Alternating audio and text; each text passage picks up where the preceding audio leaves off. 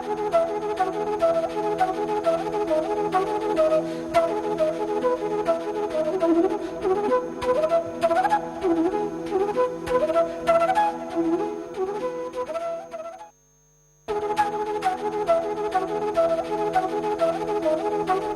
morning, friends. A very happy new year to all of you, and welcome to the EduSat Network. Our topic of discussion is part of our series on writing in India that has been ongoing for some time, and our topic of discussion today is Ghalib as a humanist.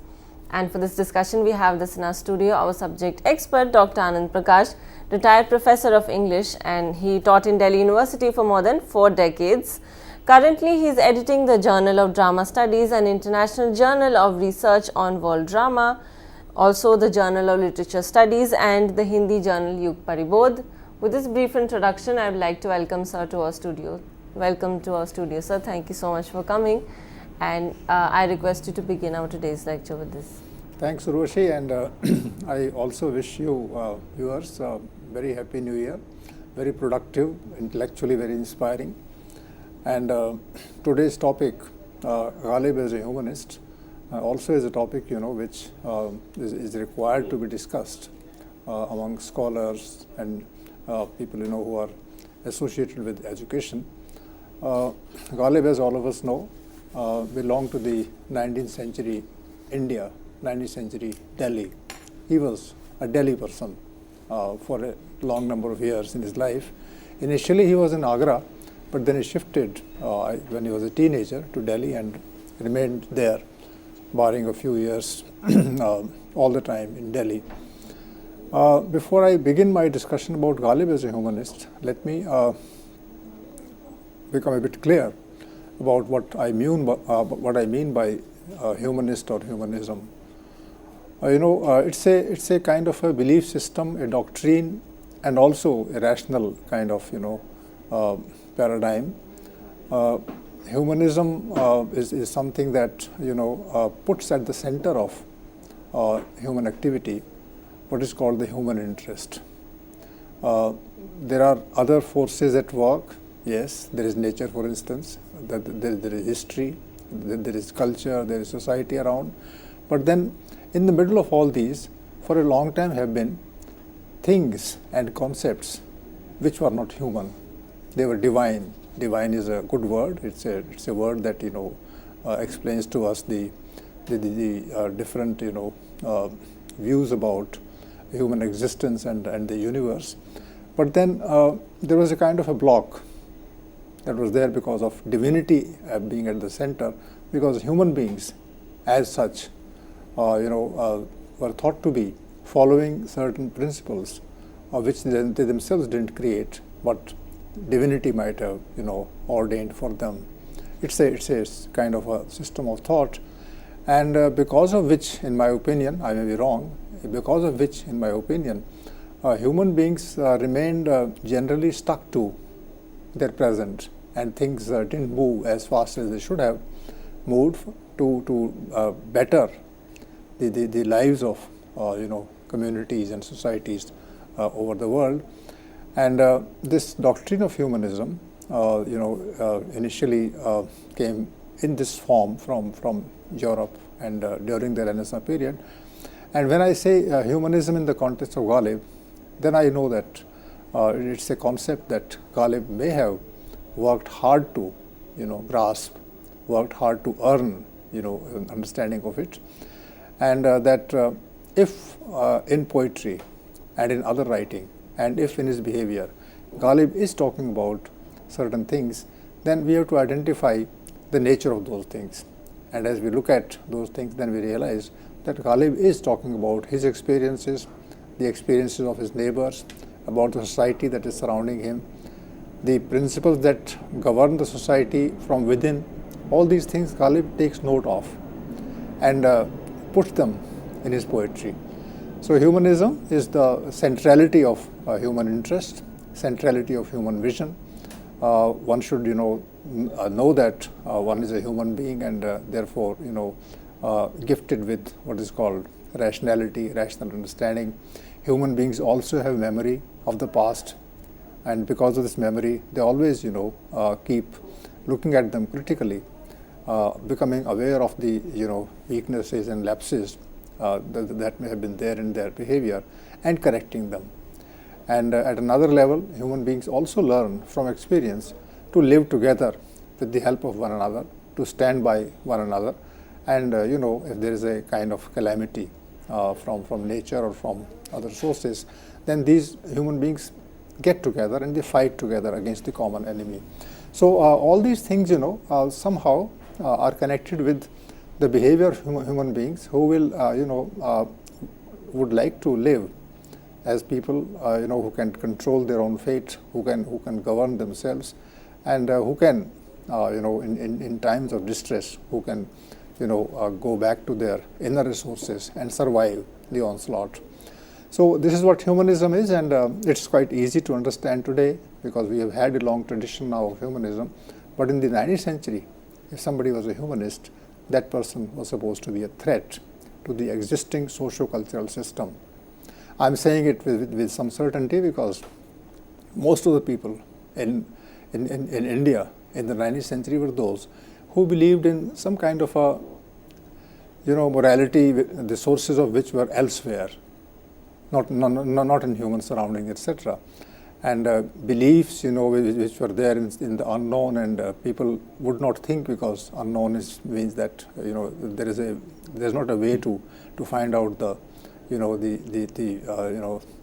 elements that govern the ordained reality.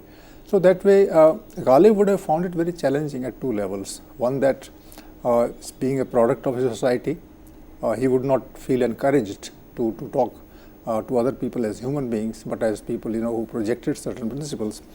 And at the same time, he would find it difficult to counter the charges of other people who would call him, for instance, you are not a religious person, this and that.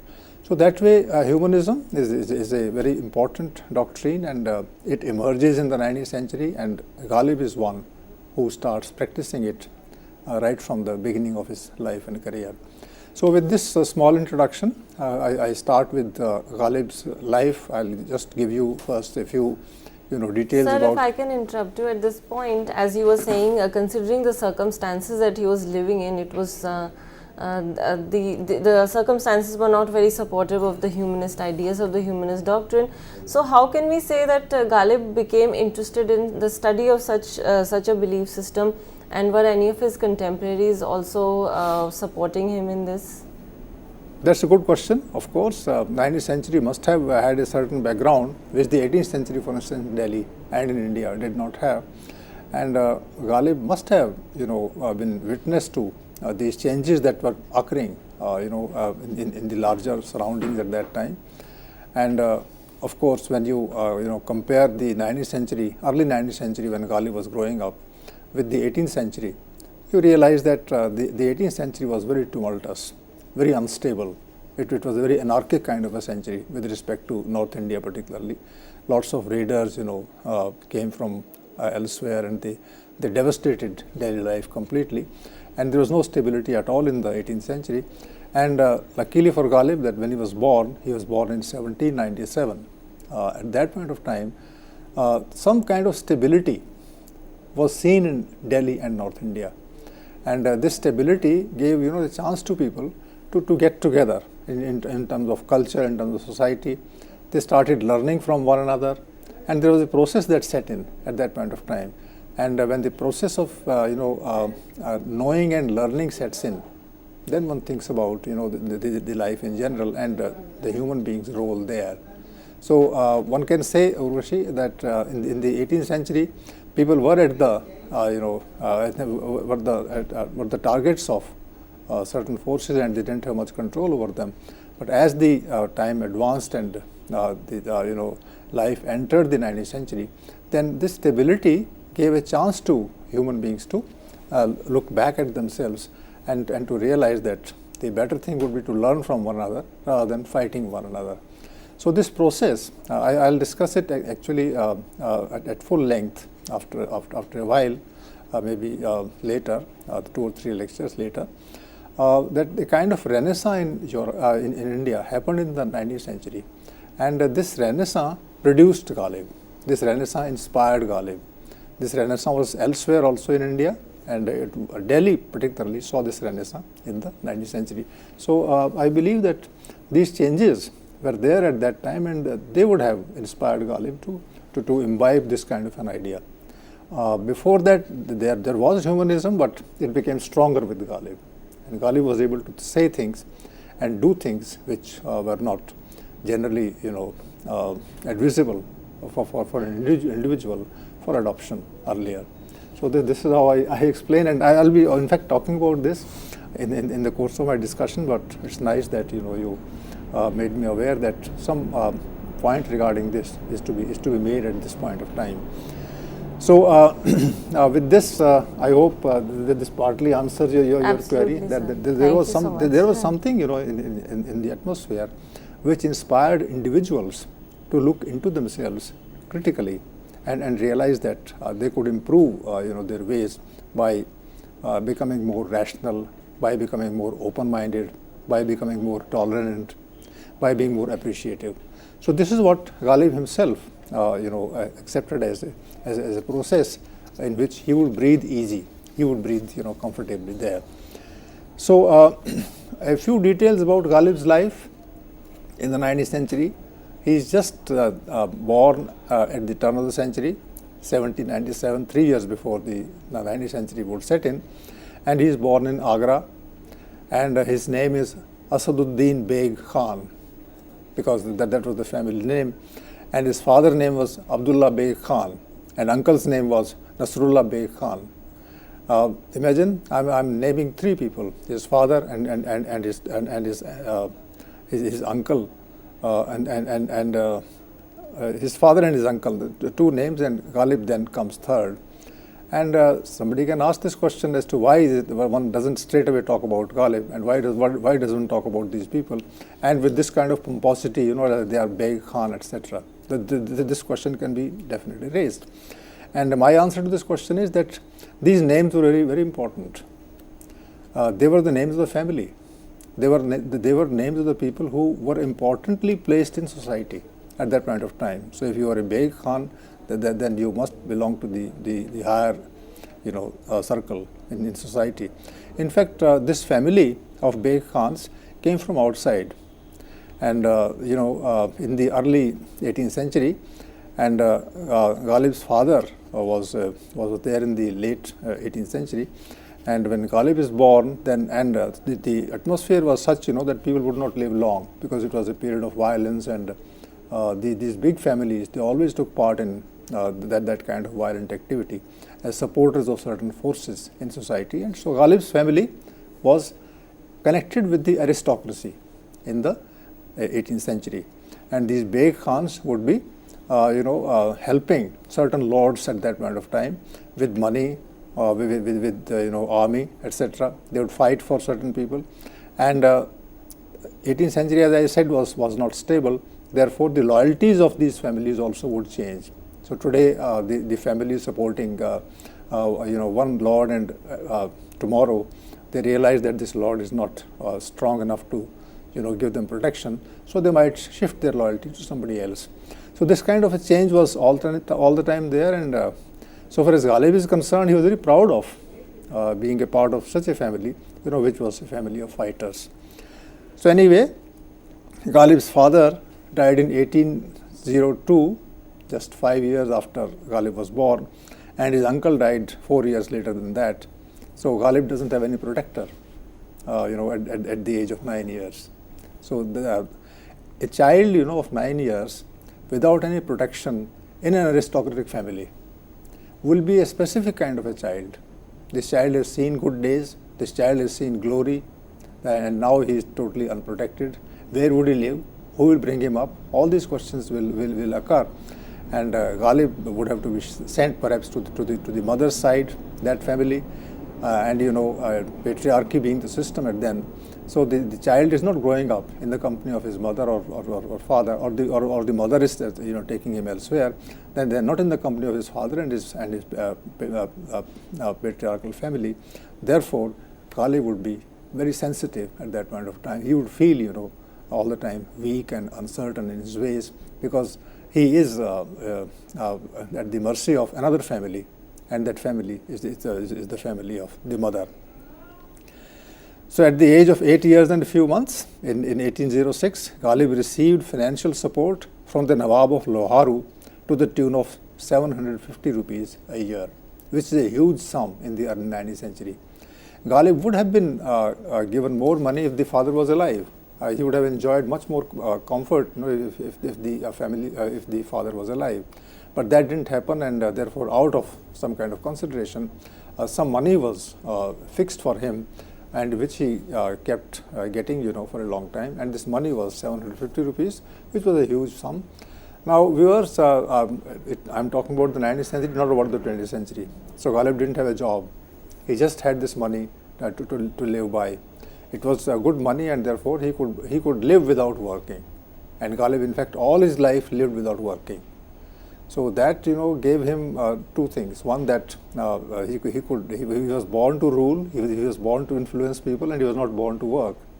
And the second thing is that because he was not born to work, therefore when hard times came, then Ghalib would feel frustrated, would feel angry, and then he would think for getting help from somewhere or the other. He would manipulate the interest that others showed to him. He would contact people for pension.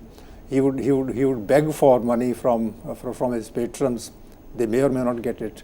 And if the patrons were the Britishers, most of the time it was the British who at that point of time governed. Therefore, he would move around, using a harsh word, with a begging bowl in hand, and that would hurt him inwardly. And Ghalib would live like this for a large number of years. So this is how Ghalib's career begins in the early 19th century. And the connection with humanism here is that Ghalib is suffering in these circumstances as a human being, as a child, as a young man, as a growing person. And that if his needs increase, then where does he go? And he's a very dignified man. He comes from a good family. Therefore, he would not like to, take help from others, but there's no way. And therefore, he has to kill his sense of dignity and go over to others. I said in the beginning, that Ghalib was for a few years away from Delhi. So that is relevant because in the middle of his career, Ghalib lost his financial support and he didn't know where to look. And therefore, he sued somebody in the family. And for that purpose, to file his suit and to fight the case in the court, he had to shift to Calcutta. And going to Calcutta was not easy in those days. It might take months to reach. It might take months to get back. And then one would stay there and interact with the Calcutta people. And there, he'll be contacting lawyers and all. And finally, he would lose the case. So these 2.5 years would also give him a peep into the kind of ways, that people had at that time. And the tour to Calcutta and those 2.5 years, they became great educators for him. So then he would understand how society was working, what kind of forces were there.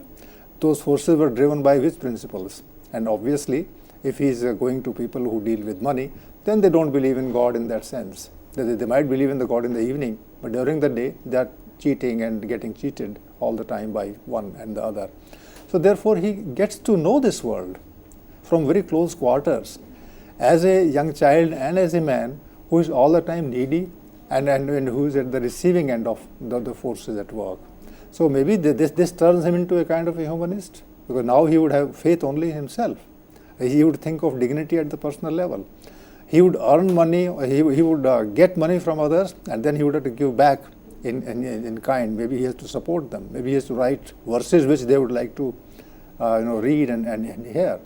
And this way, the life of a poet, the sensitive person, the life of a needy individual, all these things put pressure on the psyche and the consciousness of the person. And maybe it is these things that finally turned him into what is called a humanist. This kind of a training he had to forcibly go through. Now, viewers, I take your attention away for a short while from this and refer you to a great admirer, great English admirer of Ghalib in the 20th century. And this person's name is Rolf Russell. This person came from England. He wanted to study, the 19th century India, and somebody may have suggested to him that Ghalib is the great literary figure of the 19th century. So why not study his poetry and through him, the 19th century. So this person, Rolf Russell, he has written books on Ghalib, and in fact he spent most of his time till his death, which happened recently in the 20th century. He was writing only on Ghalib, and his books are valuable addition to Ghalib scholarship, and it is from these, that one can derive a lot of information about Ghalib and things like that. So I refer to a quotation from Rolf Russell with respect to Ghalib's behavior and Ghalib's background, and that will help me explain to you as to the kind of tussles that Ghalib went through in his literary and social career. This is what Rolf Russell says, in one of his comments. Ghalib's ancestors had belonged to a medieval world. He is talking about the grandfather, the great-grandfather, people who lived elsewhere, not in India, where a noble entered the service of a more powerful overlord to whom he pledged his allegiance and his service in war in return for the wealth and rank appropriate to his position. This is the kind of system. I can't understand this system, and viewers, you also can't understand this system. There are no jobs, but one has money, and one can collect a few people and train them in fighting on the battlefield, and then one can approach a lord who will take services of such a family, give rank and money to that person according to the services rendered, etc. This was the system then. This is the feudal system, that the power emanates from your army that you have as a private formation, and the bigger the army, the more efficient the army, the more money you get, and then finally this group of people who provide soldiers to the overlord, they constitute the court of the overlord, and that's how the entire system of society is governed. So Ghalib belongs to that kind of aristocracy in the 17th, 18th centuries, and he comes from that kind of culture.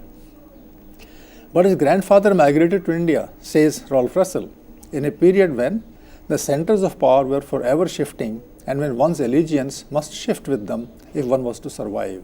So the question was the survival of this aristocracy in the 17th and 18th centuries, and this compelled Ghalib's ancestors to move away from where they belong to and come here in search of certain lords who will need their help. So this is the kind of system that is, and there are no jobs, there are no schools and colleges the way we have them in the 20th century, and people control society from with the help of soldiers that they employ, that they buy, that they invest in, in their upkeep and all, and this is how the society is governed. So in a way, this question is connected with the kind of system that Britishers would bring in India. They would not work with this system, that they already have a government in England, and when they come here, initially they come to trade, but finally they start facing this system occurring in India, and they would like to manipulate this system to their advantage. So coming back to this comment, no commitment to any superior could be much more than provisional. So one is changing one's masters almost on a daily basis. Today I support this overlord, next time I support another. So any kind of allegiance, any kind of connection with an overlord is provisional. And to engage one's loyalties too deeply was to court disaster. So don't engage too deeply, always remain open and ready to move away, move on elsewhere. This is what Rolf Russell has said, and Ghalib's situation and his way of coming out of this and settling down in Delhi, and settling down in Delhi in such a manner that all his life he would live here. That was itself very problematic, and Ghalib faced this question squarely in his life.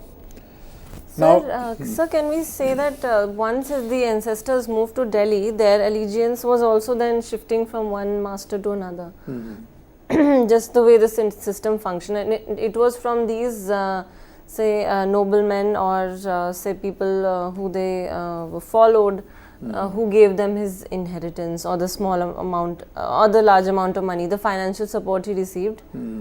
And I would say that also the idea of his patrons worked in the same manner. Yes, yes. The idea would be the same, because those patrons would be answerable to still bigger patrons, and finally the Mughal system would come. The last word, in this kind of system is the overall king, who would be a Mughal king, at that point of time. But as we know history, in the 18th century, the Mughals had become very weak administratively, and the East India Company was increasing its power and hold over the state structure. So by the time Ghalib, lives in the 19th century, the North India is more or less complete in the grip of the East India Company of the British, and the Mughals are there only in the name. It is because of this that the system has crumbled, and now there is different kind of rule that works in India, and Ghalib is at the mercy of this system. Therefore, he's talking of pension, and he's talking of this kind of help that comes from some families. But these families also finally will become weak, and the resources will dry up. Then where would Ghalib go? Right. So this is what is keeping him eternally uncertain, and this uncertainty actually is the crux of life in the 19th century. And you realize that the kind of verses that Ghalib writes are full of uncertainty, as uncertain as the existence of people themselves, and this uncertainty compels him to think about alternative ways of feeling, alternative ways of reacting and responding to the circumstance. That's why Ghalib is such an intellectual. That's why Ghalib is able to work at different levels in his mind and find answers which are very, very, very complex answers. So, and I think this is the crux of humanism also, that human beings know how to survive. If they don't know, then they invent ways to survive. Human beings never say die. They would always, face circumstances to the best of their capacities. So Ghalib is realizing all these things in the 19th century, and after this kind of a thing, I'd slightly shift my emphasis to the process that began in the 19th century that would educate Ghalib, that would raise him, from this kind of a conundrum into a reality which is a little more understandable, comprehensible then. But before I take up that process, I'll just refer to Ghalib's genius. Initially, it is this genius which made him eligible for understanding things around him. Luckily for Ghalib and luckily for us, in the 19th century, there were people who knew Ghalib as a big name in literature, and these people wrote about his life. One of such people was Hali. There was a poet called Hali, who also became Ghalib's disciple, who came to Delhi from Panipat. His own base was Panipat, so he would take some transport at that time and take 3-4 days to reach Delhi. Then he would stay in Delhi somewhere and meet Ghalib, and he has written an account of Ghalib's circumstances. So one of the circumstances I am quoting from here. It is in the words of Hali. Of course, I am reading the English translation done by Rolf Russell. Hali tells us, it was in Persian that his progress was most marked. So imagine, Ghalib was a genius not because he used the language of the masses, that he understood, but he also had a classical language at his command, and that was Persian. It was in Persian that his progress was most marked, and by the age of 11, according to his own account, he was already writing Persian poetry. Imagine an 11-year-old person today is just there in 5th or 6th standard. But Ghalib, was so grown up in terms of understanding that he had learned Persian. Of course, it was very difficult to learn Persian. It's a classical language, and there are very few people, who would know Persian. But he had a teacher also in Agra, so this person taught him Persian, and he started writing in Persian. He had, he says, begun writing Urdu verse some years earlier, and Hali quotes an account which supports this claim. And now Hali is being quoted. Munshi Bihari Lal Mushtaq says that there was a gentleman named Kanhaiya Lal, who was a resident of Agra and a contemporary of Ghalib.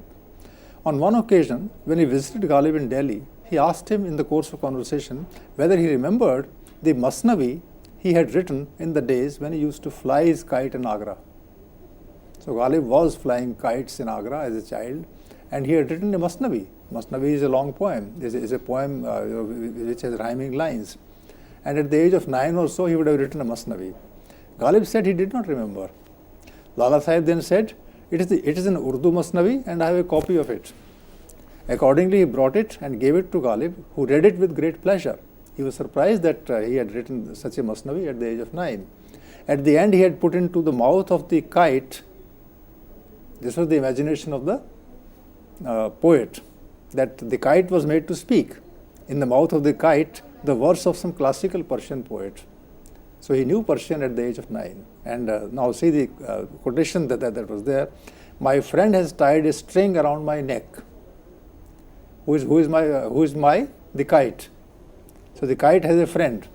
So my friend has tied a string around my neck and leads me everywhere it pleases him. Just see Ghalib's imagination, the range of the imagination, that is taking a Persian saying and puts it in the mouth of the kite, and the kite says, I'm not going or flying in any direction I like, I am flying in the direction in which my master is making me fly. So this kind of a sensitivity that, the stronger person makes the weaker person go according to the former's will. This is a question that Ghalib is able to make sense of in the very early age. So Lal Sahib used to say that Ghalib was 8 or 9 years old when he wrote this poem. So one can imagine the level of sensitivity that Ghalib had at that time, and this shows very centrally. This shows very clearly that Ghalib knew that it was money, it was privilege, it was the name, it was the fame of the family that mattered, and it is this which actually controlled the behavior of the individual. And Ghalib was seeing from close quarters that this actually was the case. And therefore, he would have understood that if he had to survive in this world, he would have to accept these rules. At the same time, he would know that he was not living his own life. So there is because you are living the life dictated by others. So this kind of a dichotomy occurs in any individual's case who wants to live a life of one's own and is compelled by circumstances to follow certain other courses. So this is the kind of thing that is at the heart of Ghalib's humanism. That Ghalib, as a human being, will suffer. As a human being, he will think of surviving only, and once he starts surviving, then he will give expression to his personal views in the honest sense of the word. Now, I come to that question now, which Urvashi viewers raised very pertinently in the beginning itself, that there must have been certain things in Ghalib's time which made him a humanist. And in fact, once again, I take help from Rolf Russell, who has explained this point quite succinctly. It was during these years that Delhi College was established. Now, viewers, you must know there is a college in Delhi University these days called Zakir Hussain College. Initially, this was Delhi College, and this was near Ramlila Maidan, and this was on the outskirts of Delhi. And I've seen the old building, it is still there. It is being preserved very well, I'm told. And if you go that side, then you will see that Delhi College had come into being in the time of Ghalib. I once also saw a book of history of Delhi College, and I can vaguely say that Delhi College was started in the first or second decades of the 19th century itself, as old as that. And this establishment of Delhi College, it's not exactly a madrasa, it is something else. It's not a Muslim institution, it's a modern institution. And it was called, I think, madrasa initially, and it becomes Delhi College later by name. But then it was during these years that Delhi College was established, says Russell. Here, alongside the traditional Arabic and Persian studies of Mughal India, Western studies were also provided for. And some of the prominent Muslim divines of the day encouraged Muslims to take an interest in them. It's highly significant that many of the great Urdu writers and leaders of Muslim thought in the second half of the 19th century were men who had been connected with Delhi College in their youth. This is important, that a large number of intelligent people came closer to Delhi College and the processes that had set in, and that Delhi College provided education not only in the Indian classical languages like Persian, but also made inroads into, so far as knowledge is concerned, into the Western thought. So Western thought and the Eastern thought would coexist. They will strengthen each other, and the amalgam will set in the process of what is called a genuine learning. And that genuine learning is happening at that point of time in Delhi College. In short, Mughal culture and English culture met in these 50 years on terms of mutual respect. So this point is not generally made. We don't know that Indian thought can be also able to counter the unnecessary influence of the other culture, and vice versa. That that culture also can withstand the pressures of Mughal of Indian thought. But then this process began there, and Ghalib lived in these circumstances that were influenced by these things. This was one, the starting of an institution which will give chance to different scholars to meet at one place and discuss things with an open mind. This happens in Delhi in the early 19th century. The second thing that happens in Delhi and in North India is called the religious debates between traditionalists and radicals. There were two sections in the Muslim community in the 19th century. There were traditionalists who thought that the word was important of the Quran and the Prophet Muhammad, and that no other new idea would be unnecessarily projected as something which is outside the Quran, and they were called the traditionalists. And Ghalib had a great respect for traditionalists at that point of time, and he would be compelled by people to remain a traditional Muslim, but then Ghalib would think himself whether he should be a traditionalist or a radical. And there was a radical branch also, and the radical branch was called Wahhabis. This is the word.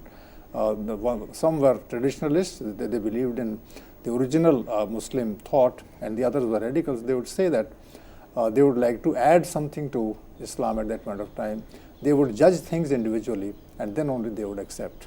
So it's like Roman Catholics and Protestants in Europe and England, that Roman Catholics would say that they will go by the word of the Bible, and Protestants would say that they would interpret the words of the Bible themselves as individuals. So this kind of a process also happened in the 19th century India.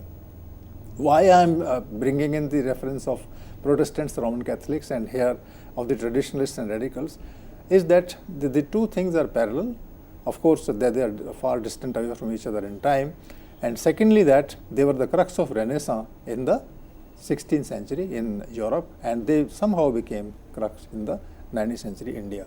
So when you have debates regarding religion, then people start thinking about the good and the somewhat unnecessary aspects of religion, and these debates happened. And if you read Ghalib, then you know that he is changing his position. And particularly, in his poetry, when he talks about religion, he has become very critical. So he is not exactly a traditionalist, and he is not a radical either. So he is somehow trying to understand both these things, and he is comparing and contrasting them. And with the help of that, he is taking a definitive, individualistic kind of a stand on religion. Now, this is important. If one takes an independent, individualist stand on religion, then one moves out of the entanglements of belief and starts thinking oneself. So Ghalib, of course, had to live, had to survive, had to remain safe in the 19th century. So he would not take a very clear position, and he would always laugh it out if people compelled him to tell his position. But then Ghalib would, like a true poet, use humor in order to get out of this, and yet he would make clear to people that he didn't take the religious discourse very seriously. Actually, the religious discourse works at variance with humanism, because when religion is explained to human beings, then there is a kind of finality about religion. It is being explained. But then when human beings face religion, then they go into the nature of the explanation, and they sometimes find that the explanation is not entirely right and acceptable. So this way, this kind of a tussle between religion on one side and the rational individual on the other, this gives rise to a kind of humanism. So Ghalib's attitude to religion and to God, this underwent a change in the early years of the 19th century itself. And Ghalib would not be caught easily on issues of religion, so that he would use humor. For instance, I'll discuss this a little later here. हमें मालूम है जन्नत की हकीकत, says Ghalib in one of his verses. Jannat means paradise. I know the reality of paradise. And then he says, लेकिन दिल बहलाने को गालिब ख्याल अच्छा है. So just like that, he is able to laugh it out. He can say it very clearly that he knows the reality. But when people catch him, what that reality is, then he would say, well, you can always entertain yourself with this, and he doesn't go beyond this. So which means that Ghalib has started moving out of the clutches of, moving out of the entanglements of the religious belief and faith, and he is freeing himself as an individual and putting himself at the mercy of the social circumstance. Whether he is crushed by those circumstances or he is supported by those circumstances, that's a different thing. But then he would be taking them very seriously. And two things are very important, and I think from these things, the modern individuals of different faiths also should take a lesson. He took wine. He is one of the very few, people born in the Muslim faith who would openly say that they liked wine, because wine is prohibited by the Muslim faith. And if somebody takes wine, then one is not supposed to enter the house of God and things like that. But then he took wine regularly. Of course, he didn't take more than enough. He was not a drunkard, he was not an alcoholic. But then he would almost on a daily basis take wine, and that made him ineligible for pursuing the Muslim faith. And the second thing is more important, he never kept the fast of Ramzan. I think most people even today do the fast of Ramzan. It's a kind of a community issue. I don't go into the religious aspects of this, nor of any other religion for that matter. But I say that so far as Ghalib is concerned, he would not keep this fast. And because this was associated with religion, it was associated with God, and so far as God's matters were concerned, he would not discuss them openly. Ghalib was not merely saving himself from questioning. It was also that Ghalib perhaps thought that that God is a personal matter. For instance, I was thinking of this today in the morning as I was going into the question of God, etc. In one of his ghazals, he says that it's a ghazal where somebody has to say, I somehow don't have time for discussing God, but then whenever I have time, I think of something. He says, मगर तेरे ख्याल से गाफिल नहीं रहा. Even though I've been busy earning money all my life, at the same time I never forget you. So who is this you? Is it God? Is it a beautiful woman? Is it a close friend? Who is this? Ghalib doesn't say this, but then he says that ग़मे रोज़गार are there, of course, but मगर तेरे ख्याल से गाफिल नहीं रहा. I never forgot. So which means that he had some personal idea of God, some personal idea of goodness, some personal idea of a force which keeps him going, and that a good friend, a beautiful woman, or anybody who is close to the person, some inner voice, etc. These can sustain a human being. He doesn't make clear what he means by tere khayal se. Who is tera? But then he says this very clearly, and to me it appears that Ghalib had some sense of belief in himself and maybe some other power, but then that was his personal matter. He would not share it with anyone, and that's what is important. Now, viewers, I have some time left today to take you to another domain of Ghalib's creativity and life, and that is his poetry. And let's see how in his poetry he is manifesting this idea of humanism. He is a true rationalist so far as the next two lines that I'll recite to you would be concerned. क्या फर्ज है कि सबको मिले एक सा जवाब, आओ ना हम भी सैर करें कोहे तूर की. First is necessary here. It's not necessary that if we ask a question from somebody who knows, somebody who is wise, let's go to Kohe Tur, there is a mountain, and you stand before the mountain and you ask a question. And then the voice from the other side of the mountain comes and you get your answer. This is a kind of a custom, and there is a Kohe Tur the mountain of Tur, you go there and you ask a question. And Ghalib says, I will go and ask the question myself. I will not go, I will not accept your answer that you got when you went yesterday. I will myself go because I know that maybe there is a different answer I get. So this kind of a thing shows that he believes in the human capacity to understand change. So maybe you frame the question in such a manner that there will be a different answer. Maybe the Kohe Tur will give a different answer to you. Kohe Tur, after all, is not a fixed thing. Religion is not a fixed thing, so a different kind of answer can come. So, and I think that this is one of the finest lines that I've come across in Ghalib, that one has to struggle oneself to get the answer. One has to struggle oneself to study things. You can't merely read a book and say, okay, this is my view. No. While reading the book, you must raise the question in such a manner that your answer from the book is different from the answer of somebody else who has read the book. So the book is the same, whether it's Quran or Bible or Gita or whatever, the book is the same. But maybe different people get different answers from the same book. So it's a remarkable statement that he makes, and he makes it not in any discourse, he doesn't make it in any treatise kind of a thing, he makes it in his verse.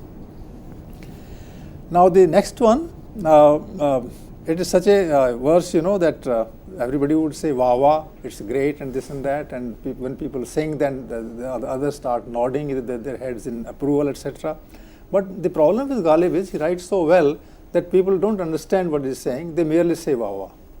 And this becomes a kind of a block. This blocks our understanding because he's so quotable. I think he's a very dangerously quotable person. Because you are so much flowed by, you are so much swayed by the perfect expression that you forget to enter the core of the argument. Now try to understand the argument and please do not just say it's excellent.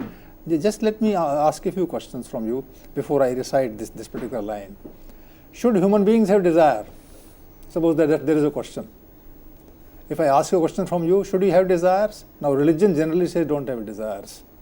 You go to Muslims and you go to Hindus, etc., then they always talk of yoga and aparigraha and this and that, and they say no, we should curb our desires. But then somebody has to ask a question, do you have desires? Ghalib says yes. Then you ask the question, how many desires do you have? And Ghalib says thousands. This shows, that Ghalib is coming out in the open so far as his position regarding a human being is concerned. Human beings are born with desires.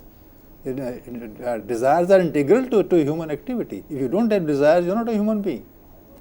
You are a herd. One is a herd. So he says, हजारों ख्वाहिशें ऐसी कि हर ख्वाहिश पे दम निकले. And I don't have ordinary desires, he says. I have desires which will take my life. I have to stake my life to realize those desires. So it's a remarkable statement that he's making. That one should have desires, one should have a large number of desires, and desires should be so strong that life gets involved, and in the process of realizing those desires, you might lose your life. हर ख्वाहिश पे दम निकले. And then he says, yes, I have pursued my desires and many desires have been fulfilled. बहुत निकले मेरे अरमान. Lots of desires have been fulfilled in my case, लेकिन फिर भी कम निकले. I want still more. What is it? This is like the contemporary poet in the 18th, 19th century, Browning. This is saying the same thing. In the poem Ulysses, the line is, I have lived life to the lees.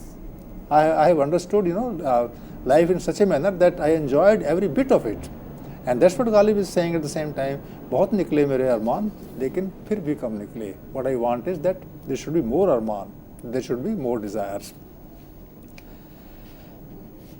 Ghalib's understanding of struggle in life and dignity. What is dignity in life? Should you accept defeat? Should you accept a favor from somebody? Should you accept servility? That one is a servant of somebody else, and that equality is not important.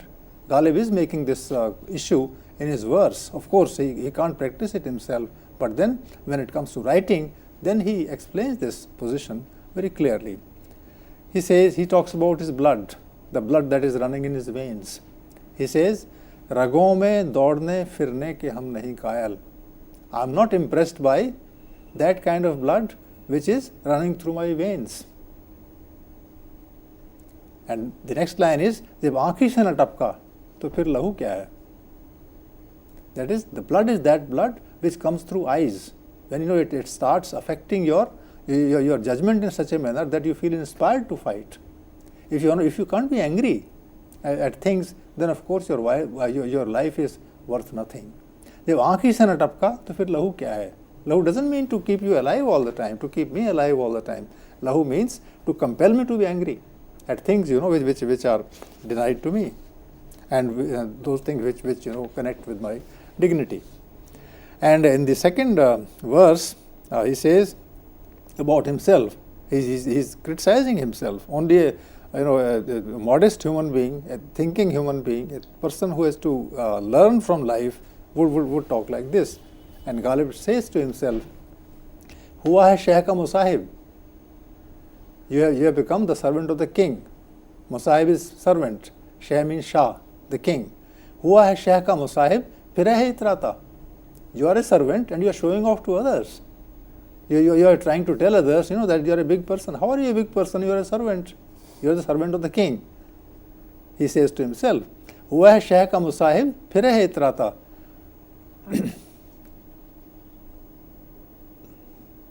And I forgot to mention it, but I remember it. हुआ है शह का मुसाहिब फिर है इतराता, वगरना इस शहर में गालिब की आबरू क्या है? गालिब की आबरू, Ghalib respect is only that he is the servant of the king. If he is not the servant of the king, nobody will bother about him. So in a way, he is attacking, he is questioning the very core of behavior in the 19th century, and that the dignity is not there in the case of a servant. Dignity will come only when people are equal with others. So if there is a Shah, if there is another Shah and they talk on the level of equality, only then they are able to maintain their dignity. Otherwise, one is a servant, the other is a master, and there is no question of the servant having any dignity at all. Then we can say that he was critical of the class differences, the difference between the rich and the poor, and could we say something of this sort? That he was critical of the systems prevailing within the society, but at the same time, like you mentioned, he would not attack it openly, so that perhaps his say patronage may be withdrawn or the inheritance may be stopped, but he wanted to use humor to conceal his perspectives. True, and I would like to add to this, that sometimes one doesn't say it in life, but one says in poetry. Yes. Because when you say it in poetry, then it reaches a large number of people, and at the level of convincing them about its veracity. Where when you say it directly, then somebody will come and catch hold of you and throw you out and things like that. Right. And the message will not get conveyed. Yes. But in literature, when you use words and use words wittily, effectively, then of course the idea can take roots somewhere or the other. I'm not sure whether Ghalib was able to inspire a large number of people with his poetry, but this is certain that in 1857, when Ghalib was alive, some kind of assertion of dignity happened in the case of India. And Indians rose in revolt against the Britishers, and this was a revolt that was against a master. And Indians were certainly, inspired by the idea of equality then. They didn't want a master. That's why they were fighting. So if that is the case, then Ghalib is somewhat connected with something. Not directly, not that he is telling anybody, maybe he was on the side of the British then. Ghalib was on the side of the British in 1857. But then, so far as the question of the idea, the idea of equality is concerned, his view is unmistakable. It is that, that equality is the requirement of dignified life. Right. So this is how I would interpret it. Of course, humanism also has this very particular aspect, very clearly manifested in Ghalib's case. He says that, what I say should make a place for itself in somebody else's heart. That's the purpose of literature, that whatever somebody is saying, I hear literature and then I find, well, it's true in my case also, which means that literature joins one person with another. Literary voice becomes the voice of the age, voice of society at a particular time. In fact, a literary voice becomes the voice of another age also. Like Ghalib, this is already, I think, 200 years away from us. He died in 1870 and he was writing in 1812, 13 onwards, etc. So 200 years away from us. And even today we feel inspired by Ghalib, and we start asking one another, oh, Ghalib is not talking about himself, he's talking about me, he's talking about us. So that kind of a thing, and see how this very idea of communicability of literature and its wide range, that can be, identified here. He says this in this particular verse, Dekhna takreer ki lazzat. Takreer is discourse, takreer is argument, takreer is lecture. Dekhna takreer ki lazzat. This is the subtlety of the lecture. Just see, just mark the subtlety of lecture कि जो उसने कहा मैंने ये जाना कि गोया ये भी मेरे दिल में है. Actually he is saying what I want to say, what is there in my heart.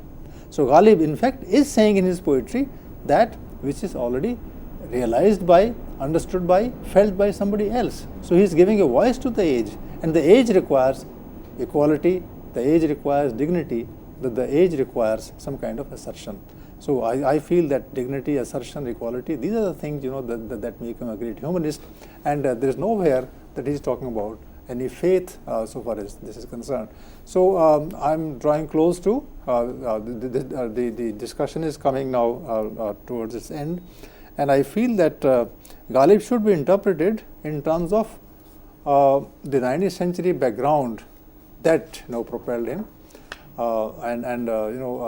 he was breaking new ground. He was telling us new ways of reacting to circumstance, and he was joining the rational humanist people together in such a manner that they would become aware of the class differences, as you said, and would start moving collectively in a certain direction. So with this I finish the... Thank you so much, sir, and for concluding in fact well in time for us, and also we could let our viewers know that in our lecture tomorrow we shall be discussing or reading Ghalib's letters and also talking more about it. So friends, with this we bring our lecture to a close, and thanks sir for being here and for talking so wonderfully about Ghalib here today. Thank you so much, sir, and thank you viewers for watching. Have a wonderful day.